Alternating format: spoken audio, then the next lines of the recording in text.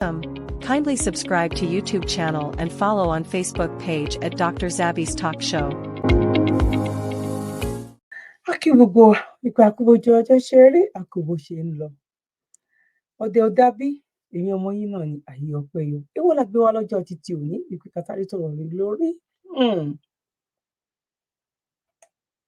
Ojú kan náà ló wà o. Bọ̀ àwa ń tẹ̀síwájú. Ìtẹ̀síwájú òun ni tiwa.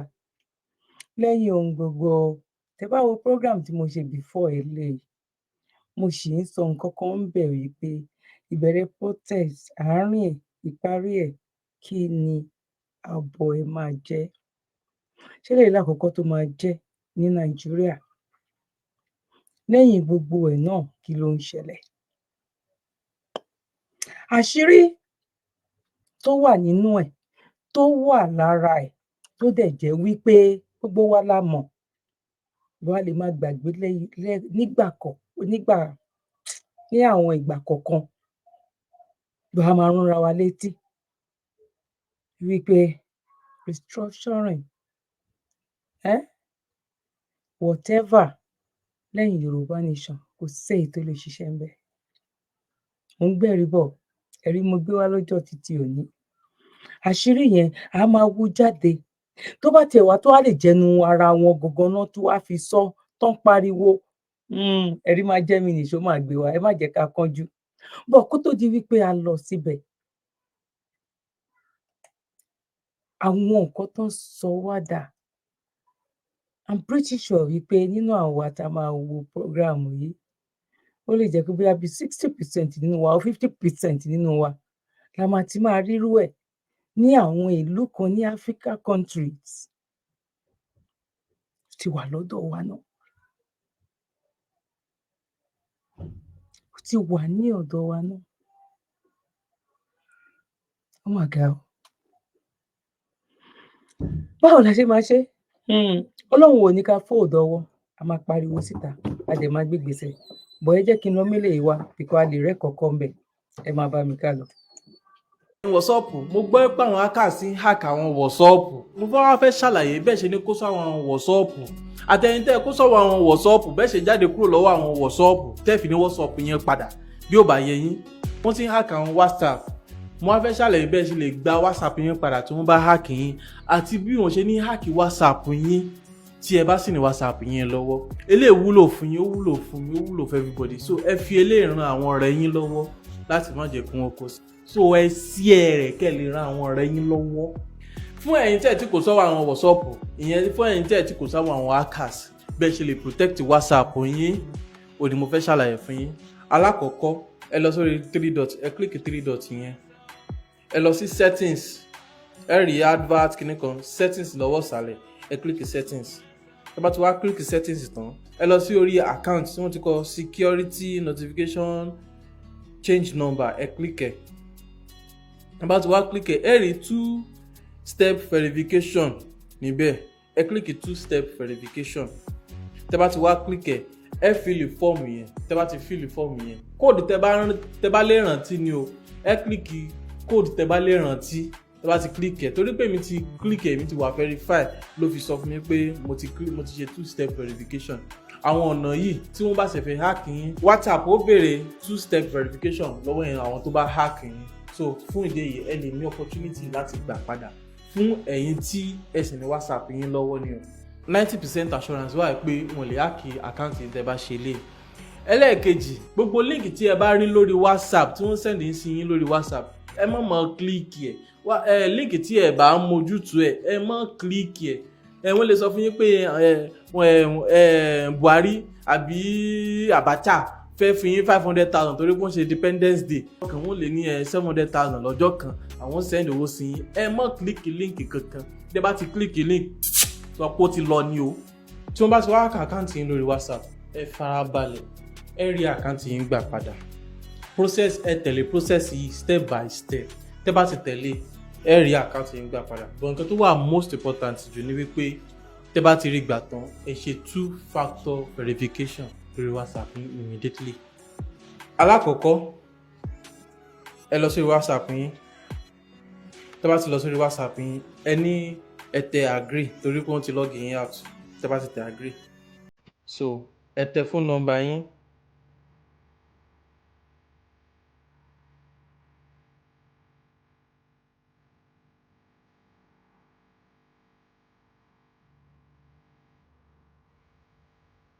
So Anisha, is this number correct? Ẹ tẹ yes.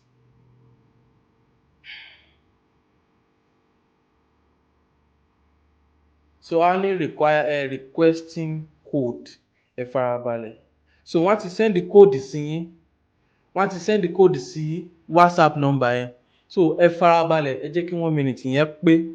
Bá ti wá pé 1 minute. Ẹ kàn click need help getting a code. Ẹ click ẹ. Tẹ́ bá ti wá click ẹ. Ẹ má sọ pé kó resend the code yẹn sí WhatsApp. Ẹ ní send SMS. Send SMS. Tẹ́ bá ti wá click send SMS. A send ẹ̀ sí yín. Tí ó bá wá send ẹ̀ sí yín, a jẹ́ pé network yín ò dáa. Ẹlẹ́ẹ̀kejì, tẹ́ bá tún wá tún ní tó bá tún ṣe bẹ́ẹ̀ tí ò send ẹ̀ rárá síbẹ̀, ẹ ní call me. Ẹ má lọ sí first option. Ẹ lọ sí second or third option. So tó bá ti sọ call me, ẹ click number, ẹ click code tí wọ́n bá sọ, ẹ click ẹ̀. Tẹ́ bá ti click ẹ̀, ó di tiyín nìyẹn. Kẹ́ wá tètè lọ ṣe 2-factor verification pàápàá lórí WhatsApp. Tẹ́ bá wá rí 2-factor verification ṣe, bí ẹ tún ṣe ṣe ní tẹ́ fi rí 2-factor verification yín rí gbà nìyí. Nǹkan tí brọ́dà wa yìí, ọmọ wa lálùbáríkà yìí tó sọ fún wa. Because àwọn nǹkan tó máa ń ṣẹlẹ̀ lórí 1 minute yẹn pé. ẹ má bínú, àwọn nǹkan tó máa ń ṣẹlẹ̀ lórí WhatsApp these days ó lágbára. Now ẹ jẹ́ ká kọ́kọ́ lọ gba ibi tó lágbára, ẹ jẹ́ ká lọ gba ibẹ̀ wọlé náà. Àwọn tó máa sọ wípé ọ̀dá mi wà ń lo òyìnbó, màmá mi wà ń lo òyìnbó, sísà mi wà ń lo òyìnbó, ọkọ mi wà ní Dubai, ìyàwó mi wà ní Dubai. Níbi tán bá wa dé, ṣé mọ nǹkan tó ń ṣe? Àní ṣé mọ nǹkan tó ń ṣe lẹ́yìn riot, àárín riot àti gbẹ̀yìn riot? Ìyípadà wo lẹ rò pé ó lè wà nílùú Nàìjíríà yẹn? Ìbéèrè ni o. Ẹ jẹ́ kí n gbé ẹ̀rí kan wá wípé ó yẹ kí nǹkan tó bá ju èpè lọ fún àwọn adarí yẹn. Wọ́n ṣe lé oníkálukú, tán fling gbogbo olúkà bí ìgbà téèyàn fẹ́ tó fling àgbàdo báyìí tó scatter. Òun náà ṣe ṣe gbogbo ọmọ orílẹ̀-èdè Áfíríkà. Kò wá ń ṣe Nàìjíríà nìkan. Ọ̀dá mi wà ní Dubai. Ẹ jẹ́ kí n gbé wa dé Dubai lọ́jọ́ títí òní. Now let's go there. Pẹ̀lú nǹkan tí mò ń sọ, Dubai lẹ̀ ń wò yìí o, èèyàn kan ló ń dín àlùbọ́sà lásán yìí nílùú Dubai. Àlùbọ́sà lásán ní ń dín o. Pẹ̀lú tá à ń sọ, ẹ wo bí téèyàn ń sùn. Ẹ wo bí téèyàn ń sùn. Ẹ wo bí táwọn ọmọlúwàbí ń sùn ṣẹ́ ti rí. Ṣé ẹ rí bó ṣe rí? Dubai ni o. Kò síbi tẹ́ ẹ dé ní Dubai. Irú àwọn kinní báyìí lẹ́mọ̀ rí. Tójò bá ń rọ̀ báyìí wọ́n dáre. Àkójò èrò ní Dubai bọ̀ ẹ̀kọ̀ọ̀kan tó bá rọ̀ ní Dubai báyìí wọ́n dáre. Ẹ tún wò ẹnìkan ló tún ń gbé nínú bíbá yìí o. Ẹ wò ẹ jẹ́ ìsílẹ̀kùn ẹ̀ kẹ́ wò. So tá a bá ń sọ pé Dubai ò easy, ẹ wò àwọn kan máa ń gbé bì ṣe ti rí ibi tẹ́lẹ̀ tí ń tẹ́ fàájì ni kò sí náà o, no light, kò sí náà, ẹ tún wò ṣe ti rí. Bọ̀ nǹkan tó kàn wá ń bẹ̀ ni wípé ìyà Dubai kò í ṣe tó easy, ṣùgbọ́n if lowest salary ń sìn báyìí bíi 900, 1000, and that 1000 tó bá send sí Nàìjíríà ń sìn is 400,000 plus. So ẹ tẹ̀lé mi ká lọ. Èmi ni o, ṣe ti rí èmi ni o, èmi ni o, èmi ni o, ẹ ti rí dáadáa. So ẹ tẹ̀lé mi ká lọ kí n tún fò mí hàn yín. So ṣe ti rí màá fi omi màá tún fi hàn yín sìn. Gẹ́gẹ́ bí mo ti ń sọ, ẹ wò ọ̀kan tún nìyẹn o, ọ̀kan lẹ́ ń wò yìí o, bó ṣe wà káàkiri gbogbo orígun mẹ́rẹ̀ẹ̀rin ní Dubai. Tẹ́ bá dé Dubai bẹ́ẹ̀ ṣe bá nìyí. Tẹ́ bá dé Àjìmọ́, tẹ́ bá dé Abu Dhabi main capital, tẹ́ bá tún dé Alin bẹ́ẹ̀ ṣe bá ní. Ṣé ti rí Setiri. So setiri ẹ tẹ̀lé mi ká lọ. Setiri etiri. Setiri. Setiri. Setiri bí táwọn ọmọlúwàbí ń sùn. Setiri seri. So pẹ̀lú tí mò ń sọ ẹni tí ò rí ni ò ní lè sọ. Just say pé táwọn company olórí burúkú wà o tó ń jẹ salary tó ń ní san tó ń sì tún ní ṣèwé yín ṣùgbọ́n tẹ́ bá bọ́ àwọn company pàdé 1,000 in Nigeria is 400 and something thousand tó bá ń gba 2,000 is 800,000 so ìwọ tó bá ń gba salary gidi ń sìn bóyá bíi 2,000 big owó ńlá ni nílùú Nigeria so gẹ́gẹ́ bí mo ti sọ so àwọn tó ń sọ̀sọkúsọ àwọn míì wọ̀nyẹn láìkan sọ òótọ́ ọ̀rọ̀ so but òótọ́ ọ̀rọ̀ lélẹ́yìí kò easy fún ní Dubai sìn ṣùgbọ́n exchange rate Nigeria sí ti Dubai sìn ó ti high 1,000 sìn about 400,000 plus ẹlòmíì lè máa gba 1,200 ẹlòmíì lè máa gba 3,000 ẹni tó ń gba 3,000 sìn that's 1.2 million so bó ṣe jẹ́ nìyẹn ire o.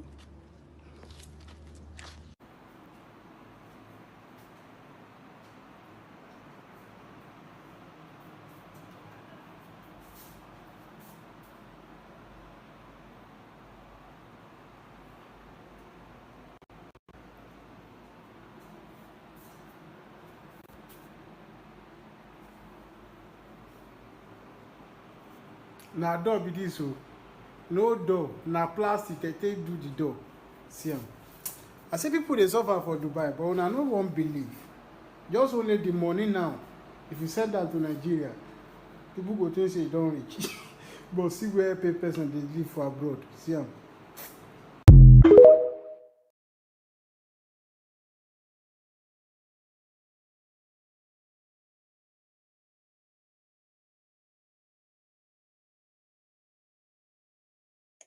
ṣẹ́rí bílẹ̀ ayé ṣẹ́rí bó ṣe lọ ṣẹ́rí bó ṣe wá àìmọye ẹni tó wà ní Dubai tó jẹ́ pé ó ta nǹkan ní ẹ̀ ni ó pè ẹ̀ bó ṣe wà yẹn gan kó sọ pé kóun kú síbẹ̀ ju pé kóun padà lọ sí Nàìjíríà a máa wò pé bo ni kóun ti bẹ̀rẹ̀ báwo ni kó ṣe ṣe báwo ni kóun ṣe ṣe ẹlòmíín wà nínú àwọn Air Force wa ni wọ́n àwọn ò débẹ̀ rí àwọn tán ní lọ́hùn ni máa bọ̀ má wọ́ọ̀rì ìgbà tán débẹ̀ irú nǹkan tán lọ bára wọn lélẹ̀ wọn ò rí i pé kinní kan má já sílé má já síta nínú àwọn tó jẹ́ pé omi náà ní káwọn fi máa kan oúnjẹ jẹ táwọn bá padà tọwọ́ bá he àwọn báwo ni káwọn ṣe ṣe ẹ lọ wo iye adúrú ọmọ Nàìjíríà ọmọ Áfíríkà tó wà nínú sẹ́ẹ̀lì wọn ẹ lọ wo ti Saudi Arabia náà ẹ lọ wo Oman ẹ lọ wo kákàkiri ẹ jẹ́ ká tẹ̀síwájú mo kí wa lẹ́ẹ̀kan sí pa kó bójú ọjọ́ ṣe rí ẹ̀yin ìyá ẹ̀yin bàbá ẹ̀gbọ́n àti àbúrò let's go there. In the street.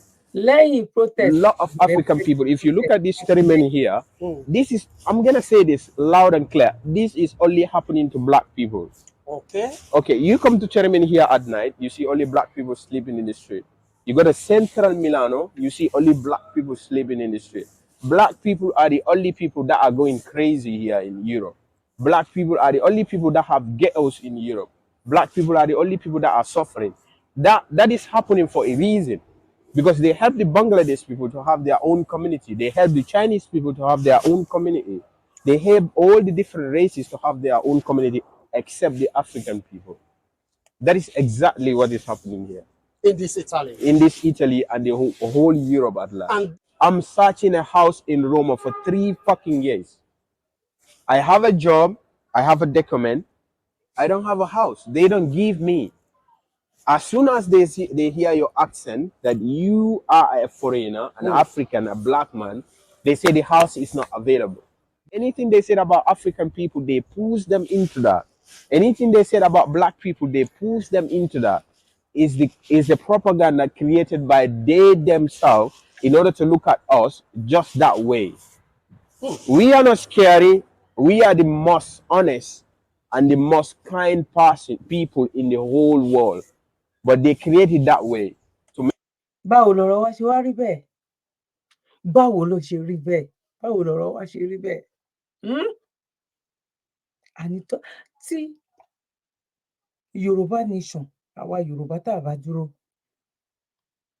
tí Biafra tí ò bá lọ káwọn tó ní Nàìjíríà kan dì mú. Áfíríkà ní àpapọ̀ bóyá bíi 20% ló lè rọgbọ fún nísìnyí tàbí lọ́jọ́ iwájú. Torí most Africa wọ́n máa ń copy lára Nàìjíríà ni. Most nǹkan tó ṣẹlẹ̀ ní Kenya ọ̀dọ̀ àwọn Áfíríkà náà ti kọ́. Ní Ghana gbogbo ẹ̀bẹ̀ yẹn àti bẹ́ẹ̀ bẹ́ẹ̀ lọ ọ̀dọ̀ Áfíríkà náà ti kọ́. Nǹkan tó ìfàdí abájọ àṣírí tó ń tú látọjọ́ yìí tó ń jẹ́ gbégbèsè lórí ẹ̀ tí ò sẹ́ni tó fẹ́ gbégbèsè lórí ẹ̀ ó sì ń bọ̀ o. Àṣírí tí gbogbo wa mọ̀ tó dẹ̀ jẹ́ pé òun ló ń gbogbo nǹkan tá à ń sọ yìí òun ló ń fà á.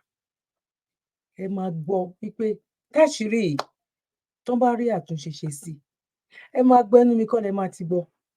Bọ̀ kó tó di pé mo lọ síbẹ̀ èyí mo sọ àwọn kan fún yín sí pé nínú Nàìjíríà ń bẹ̀ yẹn náà ẹ wo nǹkan tó ń ṣẹlẹ̀ sí àwa ọmọ Nàìjíríà. Oh my God. Kí protest kó tó dé kí ló ṣẹlẹ̀ lẹ́yìn ẹ̀ àárín méjì ẹ̀ kí ló tún fẹ́ ṣẹlẹ̀ lẹ́yìn ẹ̀ ìbéèrè ni. Now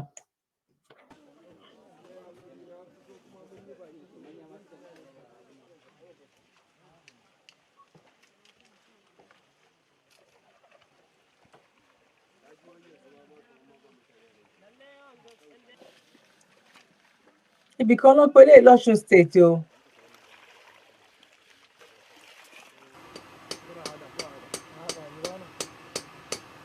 Àṣà rí pé náírà náà tẹ́ sílẹ̀.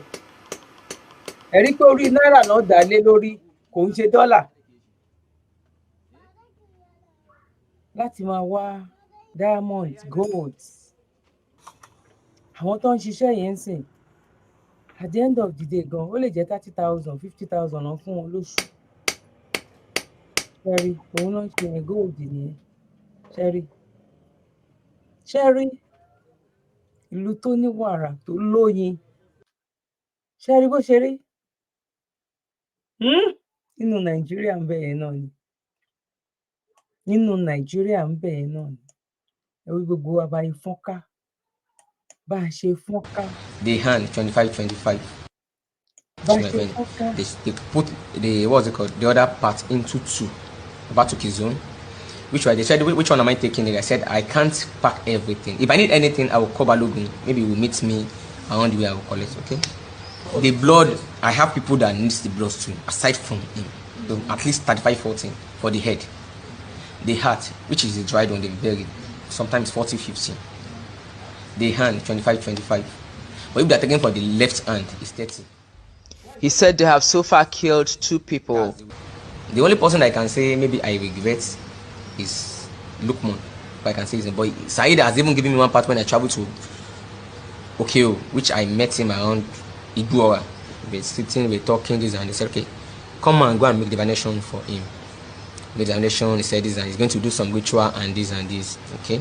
And in the divination, he said, the divination said, we should feed him well before he's being killed. I said, there's no problem. So while he was trying to, maybe to bend the neck, break the neck, his hand, his finger, is going to show you, slip into the guy's, and with his last strength, the guy, so the guy did not release the hand.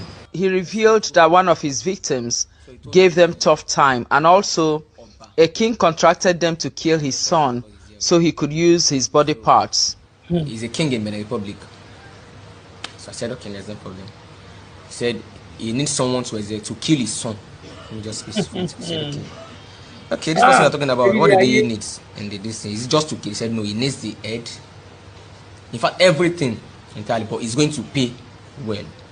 Alhaji is a receiver, and his huge demand for human parts put Ademola under pressure. Àwọn tí wọ́n ń sanwó fún mi àwọn náà ló mi mọ wọ́n ṣe ṣe bá sọ̀rọ̀ lórí fóònù pé èló ló ń ta orí èèyàn ó sọ pé 50,000 èló ni.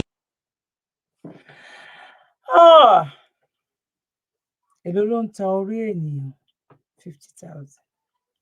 Ìyá mi bàbá mi ẹ̀gbọ́n mi àti àbúrò mi àní láàrin fẹsẹ̀ sí àní láàrin fẹsẹ̀ kọ́. Ṣé bí àwọn èyí tí a gbọ́ ni? Ṣé bí àwọn èyí tá a gbọ́ àwọn èyí tá a gbọ́ báyìí ni? Èyí tá a gbọ́ ńkọ́? Ẹ wo ibi táwọn èèyàn kan ti di alápatà. Tán áyà ní ìgbà kan rí. Ní ìgbà kan rí, àwọn èèyàn kan wà tó jẹ́ pé wọ́n bóyá bíi 90s early 90s àwọn tó máa ń bẹ̀ ní àbẹ̀tẹ́lẹ̀ láti lè sọ wípé wọ́n fún wọn lówó ni tán fi lọ pa lágbájá alápàtà báyìí ó ti sì ń gbà yẹn tó tí nǹkan kan bá ṣẹlẹ̀ wọn ní wọ́n rán wọn ṣẹ́ yẹn ní àwọn because nǹkan tẹ́ máa bẹ́ ṣe máa rí ẹ máa ti mọ̀ wípé wọ́n rán wọn ṣẹ́ yẹn ni kò ń ṣe pẹ́sẹ̀ fẹ́ dín kò ń ṣe pórí fẹ́ dín kán kò pa kán ṣe nǹkan tó máa ṣe kán dẹ̀ ṣe kó ní kálukú dẹ̀ lọ. bọ̀ nísìnyí kékeré nìyẹn ìyẹn ò tiẹ̀ fẹ́ exist mọ́ alápàtà ló wá exist sí orí ènìyàn orí màálù gan ó wọ́n ju $50,000 ló pè ní 50 naira tàbí 50 kí ló pè ẹjẹ àtúbọ̀ yẹn gbọ́. Just wait. He said, okay, this person we are talking about, what did he need in this thing? Is it just to kill? He said, no, he needs the head. In fact, everything entirely, but he's going to pay well. Alhaji is a receiver, and his huge demand for human parts put Ademola under pressure. àwọn tí wọ́n ń sanwó fún mi àwọn náà ló mi mọ bọ́n ṣe ṣe bá a sọ̀rọ̀ lórí fóònù pé èló ló ń ta orí èèyàn ó sọ pé 50,000 èló ni. 50,000 kí n má lọ sí pé 50,000 naira orí èèyàn tí orí màálù tán ríra ní 200,000 orí màálù tán ríra imagine. ìwà tó jẹ́ pé most àwọn tó ń ṣiṣẹ́ yìí gan àwọn tó ń dààmú Áfíríkà torí Nàìjíríà gangan ní ìdààmú Áfíríkà àwọn gangan ló wà nísàlẹ̀ nǹkan yìí àwọn gangan ní percentage wọn pọ̀ pẹ̀lú àwọn babaláriwo àti àwọn pásítọ̀ èké àtàwọn àfáà èké tó máa ní ìdẹ ojú gbogbo wa náà ni bọ́n yẹn mú pásítọ̀ lọ́ mú babaláwo èké lọ́ mú àfáà èké lọ́ mú pásítọ̀ èké tá la fẹ́ dúró dè tá la fẹ́ sá fún kí tó bá yẹ pé tíṣẹ́ bá wà tó bá ṣe normal thing tó yẹ kán ṣe tó má tiẹ̀ ṣe normal kán tiẹ̀ fún wa níná iṣẹ́ á wà kò sí bóyá lè jẹ́ bọ́ ìdààmú náà kàn fẹ́ jẹ́ fún orílẹ̀-èdè yẹn wọ́n mọ nǹkan tán lè ṣe sí mo fẹ́ ká túbọ̀ máa fi ojú ká fi sílẹ̀ dáadáa tójú bá balẹ̀ ó máa rí mú nínú protest àárín ẹ̀ àti gbẹ̀yìn ẹ̀ nǹkan tó fẹ́ bí tó fẹ́ fàyọ.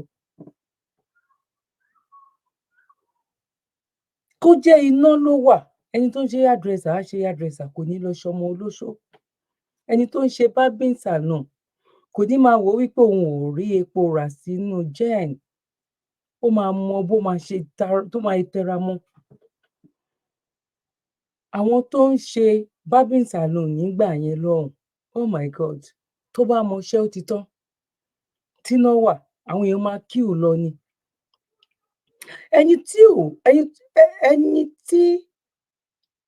ẹni tó fẹ́ gẹrun gan sí gan òun gan ò lówó yẹn gan láti lọ tò sílé onílé kílọ̀ ẹni tó fẹ́ gẹrun fún gan báwo ni òṣèré tójú ọ̀bọ̀kìbọ̀ ẹ wo àwọn tó bá wà ní òyìnbó ń bí wọ́n máa ríṣẹ́ ẹ wo iye tó ń gbà lọ́wọ́ àwọn jápa tẹ bá rí iye tó ń gbà lọ́wọ́ àwọn jápa tí àwọn ìjọba yìí tán dẹ̀ mọ̀ sí toró mọ̀ sí ọmọ bó ṣe ń lọ tẹ bá rí oye tó ń gbà ní ọwọ́ àwọn pípù yìí tẹ bá rí oye tí bìrìtìkó tó ń gbà àwọn pípù yìí mọ̀ níbẹ̀rẹ̀ protest àárín méje àti ìgbẹ̀yìn ẹ̀ kí ló fẹ́ bí kò lè bí nǹkan kan now ẹ jẹ́ ká wo reason tí ò ní fi bí nǹkan kan àṣírí tí gbogbo wa mọ̀ ni bẹ́ẹ̀ jẹ́ ká máa fi ti gbọ́ lẹ́ẹ̀kọ̀ọ̀kan náà sí tí ò lè fi bí nǹkan kan let's go there. This constitution can never give us progress. This constitution can never give us peace. This constitution can never give us unity. And unfortunately, most of us in this National Assembly, we don't have the spine to face what we need to give this republic to have peace and progress. What do I mean? This constitution has 68 items. 68 on the exclusive list. This constitution has only 12 on the concurrent list. And those 12 are written so nebulously, so fraudulently, that you know that the intention is to even undermine those concurrent lists. That is why those who want unity and peace in Nigeria must first remember that the name of our republic is not just Nigeria. Okay. The formal name of this republic is Federal Republic of Nigeria. Unfortunately, we don't run a federalist system in Nigeria. Otherwise, what is so unique about all those things that are in the exclusive list? We used to have a parliamentary system, and then we wanted unity, we wanted peace, we wanted progress, and we therefore said we are going to go with a presidential system. Honestly, there are many presidential systems in the world that have peace and progress. I can't quarrel with that.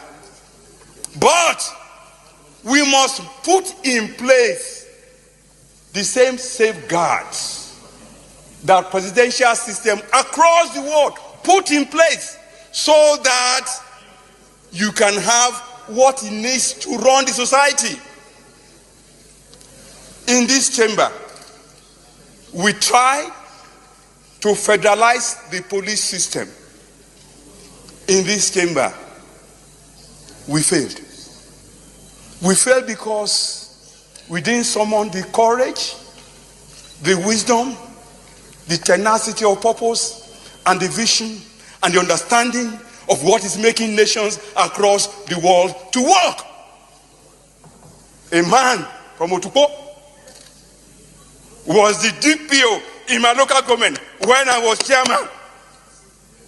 The man did not speak Igbomina in the Igbomina local government. The man did not speak Yoruba in the Yoruba local government. Okay. Every crime is local.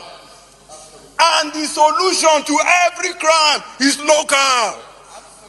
The earlier that senators in Nigeria summon the courage to say, we should not continue to deceive ourselves. Okay.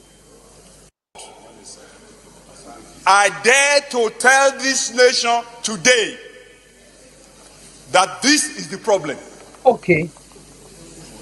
This constitution can never give us progress. Okay. This constitution can never give us peace. This constitution can never give us unity. Mo kí wa lẹ́ẹ̀kan sí pa kó bójú ọjọ́ ṣeré. Ẹ máa rí pé bàbá Akintoye kọ́ ló sọ eléyìí o. Ìgbòho kọ́ ló sọ eléyìí o. Bàbá Akintoye kọ́ ló sọ. Àwọn ṣáà lọ ń sọ ń bì báyìí. Regional, ibo ni regional ti fẹ́ gbàyọ nínú ilé. Ibo náà ti fẹ́ tó ẹjẹ́ nínú ẹjẹ́ àsọ̀nà. Kẹ́ ẹ pé mẹ́wàá tẹ lọ síbi tán wà yẹn ní ọmọ Yorùbá. Àwọn tó wà ń bẹ àwọn Haúsá Fúlàní tó ní ìlú tó jẹ́ pé àwọn náà kọ constitution wọ́n máa lajú sílẹ̀ wọn máa wòye. Wasting of time and ìfàsẹ́yìn òun ni gbogbo eléyìí. A mọ̀ wípé nǹkan tó dáa ni but ayé àsìkò ẹ ti kọjá ni. Regional àsìkò ẹ ti kọjá, restructuring àsìkò gbogbo ẹ ti kọjá. Aburú làwọn pípò yìí ń ṣe, aláburú ẹ̀dá ni wọ́n. Ṣé báwọn tó wà ń bẹ̀ lélẹ̀ ó yàtọ̀ sí ẹ̀yin tẹ̀ ṣe sọ pé ká campaign ká lọ bẹ̀ so that ṣe bí nǹkan tẹ́ fẹ́ lọ sọ náà lè rán sọ yìí. Ṣe bí nǹkan kò síbẹ̀ wọ́n ṣe lè fún yín láyè tó. Tẹ́yìn Yorùbá tẹ́ fẹ́ pọ̀ ju àwọn pípò tán ní Nàìjíríà lọ lọ́wọ́ kò síbẹ̀ ṣe lè ṣe tó. Àyàfi ká fọwọ́sowọ́pọ̀ by one way or the other, by fire by thunder bá ṣe lè gbára wa. A bá wọn bì á, àwa náà lè ti wà ń bẹ̀ tẹ́lẹ̀tẹ́lẹ̀ pé a fẹ́ kúrò nínú oko ẹrú wọn náà. bọ àwọn Biafra wọ́n já jù wá lọ, wọ́n dẹ̀ ìwà lẹ́nu títí dọ̀là lọ́la. Wá èyí táwọn ọmọ Yorùbá títí wá rí báyìí. Mo béèrè ní o question ni. Wá títí wa tó wá rí báyìí. Torí pé èmi mo fẹ́ jọ̀gá, èmi ni mo fẹ́ jẹ́, èmi ni mo fẹ́ mọ̀, kán lè mọ̀ wípé èmi ni mo ṣe léyìí, èmi ni mo ṣe kinní kan. Problem táwa Yorùbá ta ní gangan nìyẹn. Now, And unfortunately, most of us in this National Assembly, we don't have the spine.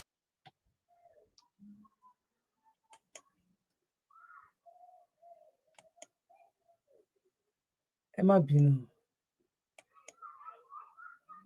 Okay, ó dàbí pé ibi tó dé nìyẹn.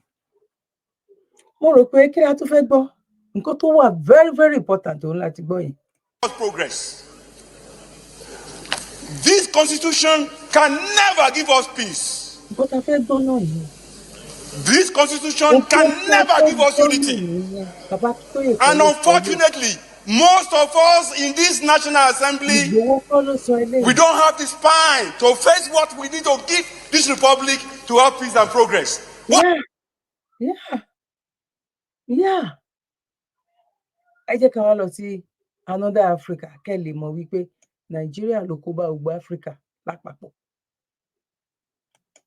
Expect those who put us in a position of servitude to undo the damage. They will continue it for as long as we are stupid enough to continue to listen to their lies.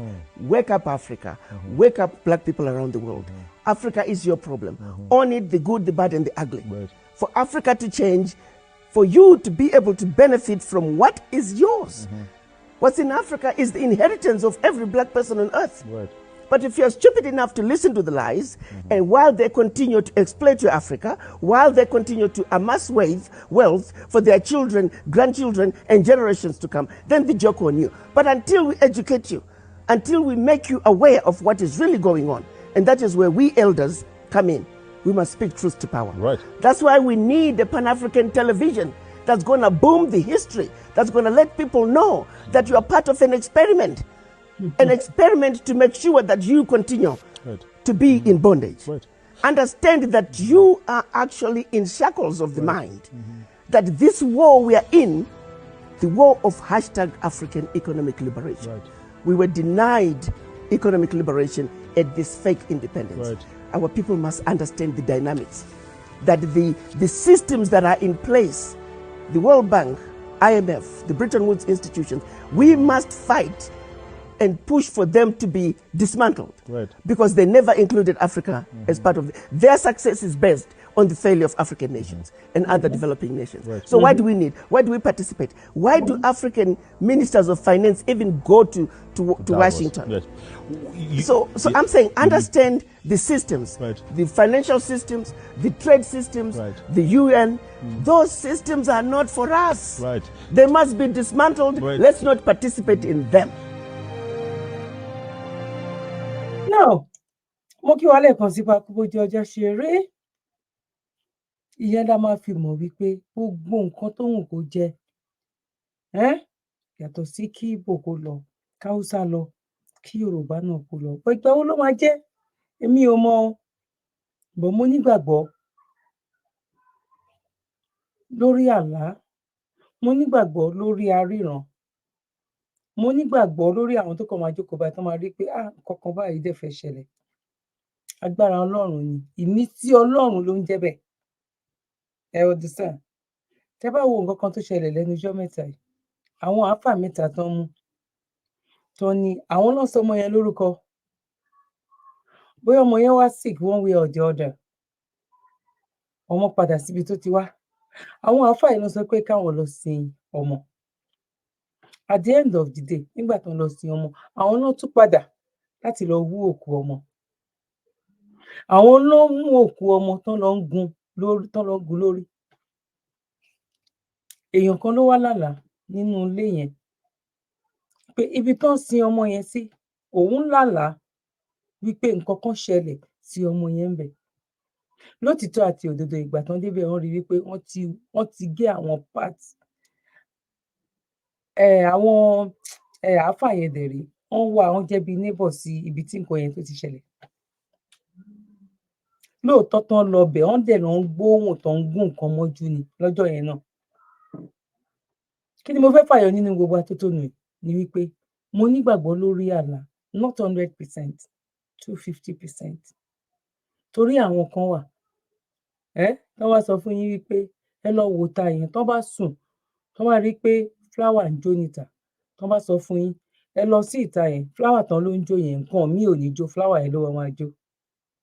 Ìmísí ni, oore ọ̀fẹ́ ni, kò ń ṣe dúdú nìkan, àti dúdú àtòyìnbó ó máa ń ṣẹlẹ̀ bẹ́ẹ̀. Gbogbo atótónu mi ni wípé gbogbo àwọn tán ti rí ní àlá